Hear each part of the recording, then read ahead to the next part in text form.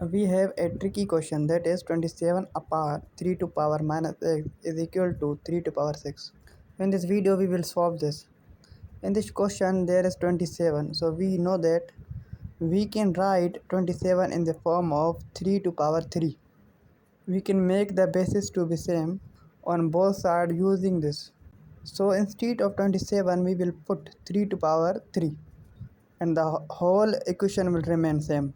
Now we will use quotient property of exponent that states that a to power m upon a to power n is equal to a to power m minus n. Remember that we can use this property when dividing two exponential expression with the same base.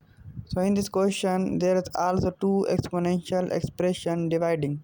Both have same base. So our equation will become 3 to power 3 minus bracket minus x is equal to 3 to power x.